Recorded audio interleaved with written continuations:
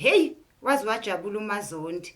Uyazi nje uma kuthiwa ukuzala ukuzelula kusuke kushiwo into enjenakhe. Izingane zakhe seyimane zamthengela nje i-DSTV internet zayifaka endlini.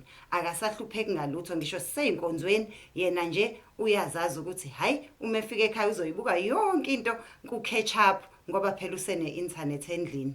Ngisho sisemholweni akaxakwayi lutho yena. Uyazi ukuthi nje uzothi uma efika endlini akwazi ukubuka yonke into afuna ukuyibuka. Hhayi-ke khona mese ekhuluma nengane yakhe le phesheya eseyibuka nje dade ekhuluma naye eyibuka la efonini. Ngisho ngithi hhayi ukuzala ukuzelula ngempela. Hayi ayikho into ejabulisa umzali njengezinto ezomenza naye ayibone ukuthi hayi uyangena ey'ntweni ngoba phela siyabhoreka nathi mesihleli sodwa la emini. Kanti nabazukulu babuye bashiye phela bahambe baye esikoleni. Uyabona nje i-internet ngiyayibona ukuthi ibalulekile akuyingamiyaka. Nami ngiyayifuna i-DSTV internet. DSTV internet, see online.